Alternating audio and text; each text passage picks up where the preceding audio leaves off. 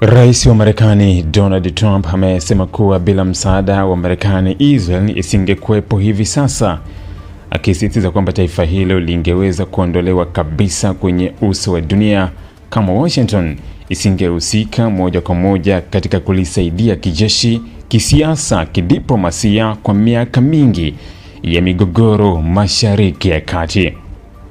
Trump alitoa kauli nzito alipokuwa akizungumza katika mkutano wa viongozi wa mataifa tajiri duniani G7 nchini Ufaransa, ambapo pia alizungumzia kwa kina uhusiano wake na waziri mkuu wa Israel Benjamin Netanyahu, huku akijaribu kuondoa taswira ya mvutano ulioonekana kujitokeza kati yao katika siku za hivi karibuni. Akizungumza mbele ya viongozi wa dunia na waandishi wa habari, Trump alisema kwamba Marekani imekuwa nguzo kuu ya usalama wa Israel kwa muda mrefu, lakini akaweka msisitizo maalum chini ya uongozi wake mchango huo umekuwa mkubwa zaidi. Kwa mujibu wa Trump, bila Marekani kuingilia kati kwa msaada wa kijeshi na kisiasa, Israel ingekuwa tayari imeangamizwa kutokana na mashambulizi ya masimu wake katika eneo la Mashariki ya Kati.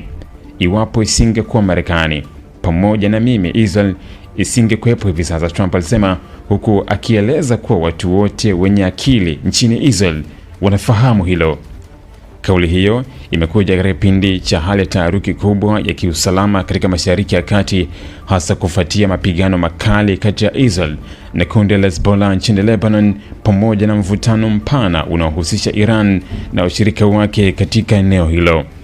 Katika siku za hivi karibuni, Trump alikuwa ameonyesha kutoridhishwa kwake na namna Israel ilivyokuwa ikiendesha mashambulizi yake dhidi ya malengo ya Hezbollah mjini Beirut, akisema mapigano hayo yamechukua muda mrefu kupita kiasi na kusababisha vifo vingi vya watu wasiokuwa na hatia. Kauli zake za awali zilichukuliwa na wachambuzi wa siasa kama ishara ya kuanza kwa tofauti za wazi kati yake na Netanyahu, hasa kuhusu mbinu za kijeshi zinazotumiwa na Israel nchini Lebanon. Baadhi ya wachambuzi waliona kwa Trump alikuwa akiongeza shinikizo kwa Israel kupunguza mashambulizi na kutafuta njia ya kisiasa ya kumaliza mgogoro huo kabla haujasambaa zaidi katika eneo lote la Mashariki ya Kati.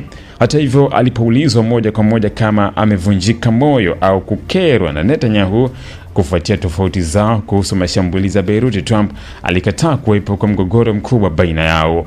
Badala yake, alisisitiza kuwa uhusiano wake na Netanyahu bado ni wa karibu sana na wenye nguvu kubwa kisiasa.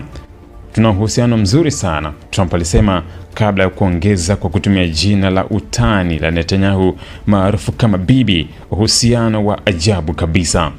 Kauli hiyo ya Trump imeibua mjadala mkubwa kimataifa, hasa kutokana na namna alivyosisitiza utegemezi wa Israel kwa Marekani.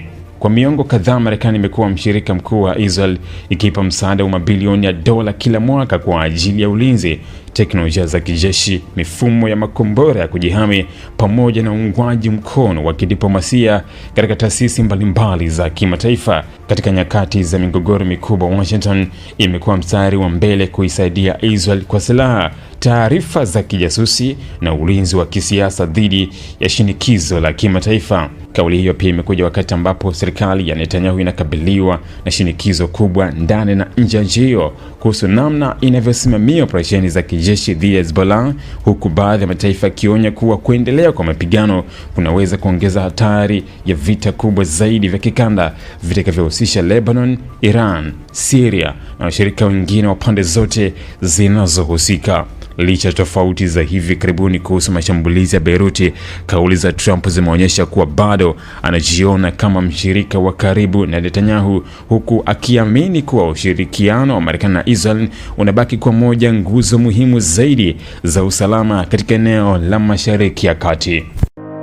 Ili kuwa mwanafamilia bora wa Global TV, usisahau kusubscribe, like, kushare na kucomment. Baada ya kusubscribe, bonyeza alama ya kengele ili kupata taarifa kwa kila video inayopanda Global TV Online.